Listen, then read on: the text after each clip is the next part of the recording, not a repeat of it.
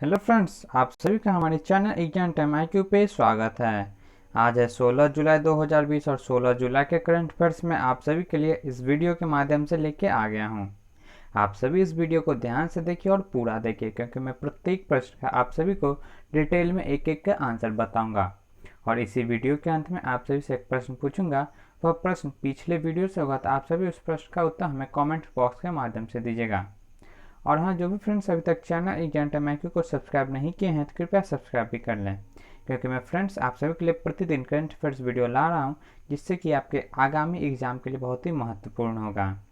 तो चलिए आज का पहला प्रश्न देखते हैं। विश्व युवा कौशल दिवस कब मनाया जाता है? तो विश्व युवा कौशल दिवस 15 जुलाई को मनाया जाता है प्रत्येक वर्ष। और इस वर्ष 2020 का थीम है skills for a resilient youth. क्या है theme? Skills for a resilient youth. अब हम जान लेते हैं इस विश्व युवा कौशल दिवस के विषय में। तो क्यों मनाते हैं हम सभी इस दिवस को, समझिए इसे अब। तो यह दिवस युवाओं को रोजगार उद्यमिता के कौशल से लैस करने के महत्व हेतु मनाया जाता है। विश्व युवा कौशल दिवस मनाने का निर्णय संयुक्त राष्ट्र महासभा यूनाइटेड नेशन जनरल असेंबली द्वारा 2014 में लिया गया था, 2014 में। इस दिवस के अवसर पर इस वर्ष 2020 में कौशल विकास और उद्यमिता मंत्रालय ने एक डिजिटल कॉन्क्लेव का आयोजन भी किया, जिसमें प्रधानमंत्री नरेंद्र मोदी ने उस कॉन्क्लेव को संबोधित किया। किसके द्वारा आयोजित किया गया था? तो कौशल विकास और उद्यमिता मंत्रालय। अब देखते हैं अगला प्रश्न। दूसरा प्रश्न है, डिजिटल शिक्षा पर प्रज्ञता दिशा निर्देश किसने जारी किया है? कौन सा? तो प्रज्ञता दिशा निर्देश रमेश पोखरियाल निशंक के द्वारा जारी किया गया है। रमेश पोखरियाल निशंक केंद्र सरकार में मानव संसाधन विकास मंत्री हैं। अब समझते हैं इस प्रज्ञता के विषय में। तो लॉकडाउन के कारण सभी स्कूल्स बंद हैं। इसी दौरान सभी स्कूल छात्रों को ऑनलाइन शिक्षा प्रदान कर रही हैं। इसी को देखते हुए प्रज्ञता दिशा निर्देश जारी किया गया है। प्रज्ञता के अनुसार कक्षा 1 से 8वीं तक के छात्रों के लिए 45 मिनट के 2 सेशंस आयोजित किए जाएंगे। उनके पढ़ाई के लिए अब टाइम बाउंड कर दिया गया है। तो कक्षा 1 से 8वीं तक के लिए 45 मिनट के 2 सेशंस होंगे एक दिन में, और कक्षा 9वीं से 12वीं तक के लिए 45 मिनट के 4 सेशंस आयोजित होंगे प्रतिदिन। और साथ ही इसी प्रज्ञता के दिशा निर्देश में 8 डिजिटल लर्निंग स्टेप्स भी बताए गए हैं। कितने? तो 8। वे सभी हैं plan, review, arrange, guide, talk, assign, track and appreciate. और कौन सा है? तो प्रज्ञता दिशा निर्देश किसने लॉन्च किया, जारी किया? तो रमेश पोखरियाल निशंक ने। देखते हैं अगला प्रश्न अब। तीसरा प्रश्न है अब, रेल में सुरक्षित यात्रा करने हेतु पोस्ट कोविड कोच किस कोच फैक्ट्री ने विकसित की है? तो post Covid coach Kapurthala coach factory के द्वारा विकसित किया गया है, और कपूरथला कोच फैक्ट्री पंजाब राज्य में है। इस पोस्ट कोविड कोच में तांबा लेपित हैंडल और कुंडी है, प्लाज्मा वायु शोधन, टाइटेनियम डाइऑक्साइड कोटिंग और पैरों से संचालित पानी के नल, साबुन निकालने की मशीन जैसी सुविधाएं दी गई है। कोरोना महामारी के कारण इस तरीके के कोच बनाए गए हैं भारतीय रेलवे द्वारा। कहाँ बनाई गई है? तो कपूरथला कोच फैक्ट्री में। और अभी रेल मंत्री हैं केंद्र सरकार में पीयूष गोयल। देखते हैं अब अगला प्रश्न। चौथा प्रश्न है, कोविड-19 की सबसे सस्ती डायग्नोस्टिक किट जिसका नाम है कोरोसियोर किसने विकसित की है? यह कोरोसियोर जो कि सबसे सस्ती डायग्नोस्टिक किट है, IIT दिल्ली के द्वारा विकसित की गई है। यही जो आप डब्बा देख रहे हैं, ये कलर का पीला में हरा में, यही है कोरोसियोर। किसने विकसित की है? तो IIT दिल्ली ने। IIT दिल्ली द्वारा विकसित यह कोरोसियोर किट RT-PCR आधारित डायग्नोस्टिक किट है। इस किट को ICMR और DCGI द्वारा मंजूरी दे दी गई है, और इसकी कीमत रखी गई है 399 रुपये। और यह तो विकसित की गई है आईआईटी दिल्ली के द्वारा और इसके मैन्युफैक्चरिंग के लिए लाइसेंस 10 कंपनियों को दिया गया है इसके मैन्युफैक्चरिंग के लिए।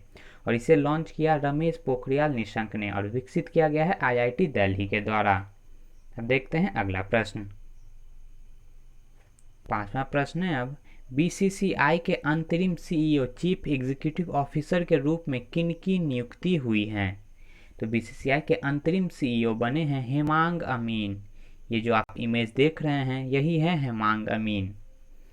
इससे पहले राहुल जौहरी थे, लेकिन राहुल जौहरी ने इस्तीफा दे दिया, इसीलिए अंतरिम सीईओ के रूप में हेमांग अमीन को नियुक्त किया गया है। किसमें? तो बीसीसीआई में। और बीसीसीआई का फुल फॉर्म है board of control for cricket in India. और बीसीसीआई की स्थापना 1928 में हुई थी। बीसीसीआई का हेडक्वार्टर मुंबई में है और बीसीसीआई के अभी प्रेसिडेंट हैं सौरभ गांगुली। देखते हैं अब अगला प्रश्न।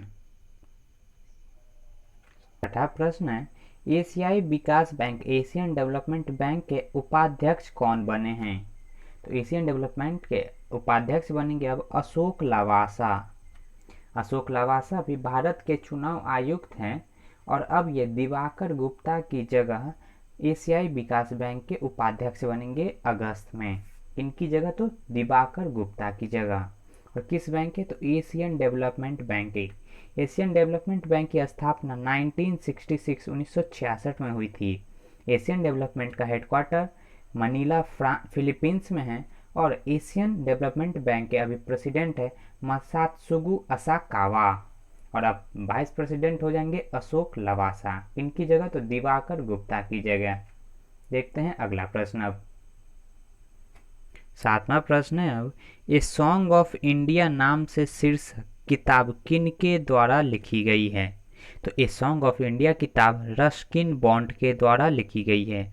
यही है ए सॉन्ग ऑफ इंडिया किताब किनके द्वारा लिखी गई? तो रस्किन बॉन्ड के द्वारा। इस किताब को 20 जुलाई को रिलीज किया जाएगा। यह किताब रस्किन बॉन्ड के साहित्यिक कैरियर के 70वें वर्ष को चिन्हित करेगा। इस किताब को पेंगुइन रैंडम हाउस इंडिया के पफिन बुक्स द्वारा प्रकाशित किया गया है और लिखा गया है रस्किन बॉन्ड के द्वारा। ये था आज का हमारा करंट अफेयर्स क्वेश्चंस। अब देखते हैं मैंने जो आपसे कल प्रश्न किया था उसका आंसर। कल मैंने आपसे से प्रश्न किया था मास्क नहीं पहनने वाले लोगों के लिए रोको टोको अभियान किस राज्य में शुरू होगा। अभियान का नाम है रोको टोको अभियान। यह शुरू होगा मध्य प्रदेश में। यह रोको टोको अभियान मध्य प्रदेश के चुनिंदा संगठनों के स्वयंसेवकों द्वारा चलाया जाएगा। जो व्यक्ति सार्वजनिक स्थलों पर मास्क नहीं पहनेंगे उन्हें स्वयंसेवकों द्वारा मास्क प्रदान किया जाएगा और उस मास्क के मूल्य के एवज में उनसे 20 रुपया भी वसूला जाएगा। और मास्क की हम बात कर रहे हैं किस राज्य की? तो मध्य प्रदेश में। मध्य प्रदेश में मास्क से रिलेटेड एक और योजना शुरू की गई थी जिसका नाम था जीवन शक्ति योजना। जीवन शक्ति योजना के तहत शहरी क्षेत्र की महिलाएं घर पर मास्क बनाकर 11 रुपये प्रति मास्क सरकार को बेचेंगी और वो बनाने के लिए था। अब यह रोको टोको अभियान लोगों को जागरूक करने के लिए होगा। मध्य प्रदेश में मध्य प्रदेश की राजधानी भोपाल। मध्य प्रदेश का भी सीएम है शिवराज सिंह चौहान और मध्य प्रदेश के राज्यपाल का अतिरिक्त प्रभार मिला है आनंदीबेन पटेल को। अब देखते हैं आप सभी के लिए आज का प्रश्न। आज के लिए प्रश्न है निम्न में से किन्हें 2020 के वान कर्मन पुरस्कार के लिए नामित किया गया है। कौन सा पुरस्कार है? तो वान कर्मन पुरस्कार 2020 एडिशन का किन्हें मिलेगा। आप सभी को 4 ऑप्शंस में से एक सही आंसर कमेंट बॉक्स के माध्यम से सेंड करना है। आप सभी को आज का यह पूरा वीडियो देखने के लिए बहुत बहुत धन्यवाद। आपको यह वीडियो अच्छा लगा हो, आपके लिए हेल्पफुल हो तो आप अपनी तरफ से एक लाइक कर दें और यदि अब तक चैनल को सब्सक्राइब नहीं किए हैं तो कृपया सब्सक्राइब भी कर लें।